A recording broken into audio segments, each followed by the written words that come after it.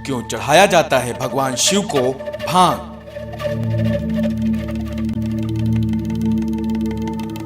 भगवान शंकर को प्रायः सनातनी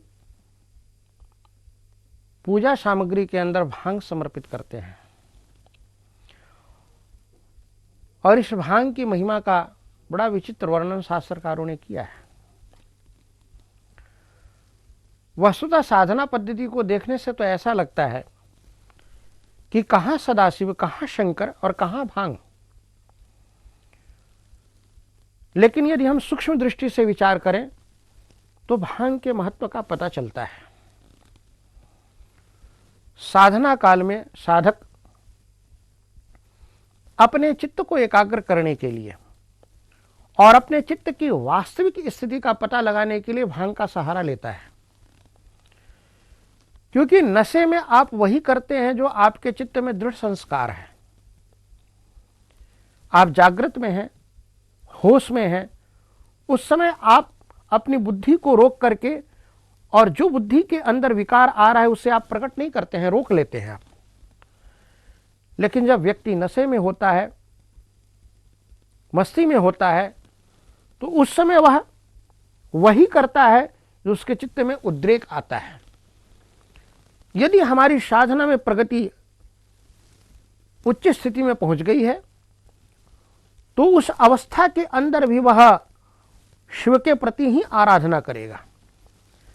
भगवान शंकर ने एक बार जहर को अपने अंदर ग्रहण किया और उस जहर की कथा नीलकंठ के रूप में आप सब जानते हैं, कथा विस्तार में नहीं जाएंगे।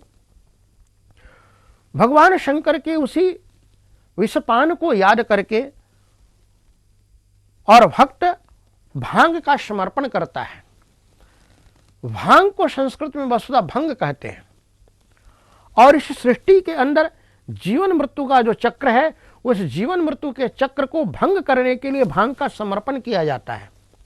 अथवा यदि सूक्ष्मता से विचार आप करें तो भांग का समर्पण इसलिए भगवान शंकर के प्रति किया जाता है कि हम अपने जीवन से व्यसन का परित्याग कर सकें। लेकिन लोगों ने आज भगवान शंकर के उस रहस्य को न जान करके अपने जीवन को दूषित कर लिया है। भगवान शंकर के भंगपान को देख करके भक्त प्राय भांग, धतूरे या किसी अन्य नशा का सेवन करने लग जाते हैं। यह साधक के लिए अत्यंत ही निकृष्टतम स्थिति है। वस्तुतः जो साधना के उच्च स्तर में गया है वह परीक्षण के लिए केवल इन चीजों का प्रयोग करता है। लेकिन आज भगवान शंकर के नाम पर, जैसा आप कांवड़ के अंदर देखते हैं या भगवान शिव की पूजा के अंदर देखते हैं, भगवान शंकर के प्रति भांग अर्पित तो करना है, लेकिन भांग ग्रहण करने का कहीं भी साधना के काल में, कहीं भी शास्त्रों में साधक के लिए नहीं बतलाया गया है। वस्तुतः भांग के पीछे नियम यह है कि भगवान शंकर को जब हम समर्पित करें तो अपने अंदर जो वासना है, अपने अंदर जो कामना है, अपने अंदर जो अंधकार है, अपने अंदर जो नशा है, जिस नशा के कारण ये शिव जीव बन गया है, जिस नशा के कारण, जिस अज्ञान के कारण ये जीव दुख के अंदर पड़ करके और बार बार रोता है, बार बार चिल्लाता है या जन्म मरण के चक्र में पड़ जाता है, उसका समर्पण ही भगवान शंकर के प्रति भांग का समर्पण है।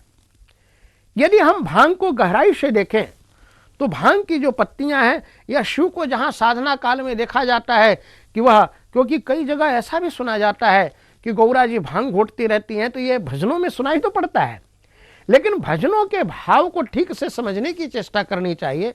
भोला भांग तुम्हारी, मैं घोटत घोटत हारी, ये सब बातें भजन के लिए तो बड़े अच्छे हैं, लेकिन जीवन के अंग में केवल शिव के प्रति, केवल शंकर के प्रति भांग का समर्पण करना है। उस भोग को भोग करके अपने जीवन को नशा में नहीं बनाना है, क्योंकि शिव परम होश का नाम है, परम चेतना का नाम है, परम उदात्त मोक्ष का नाम शिव है। और जो नशे में पड़ गया वह अशिवत्व के अंदर पड़ जाता है।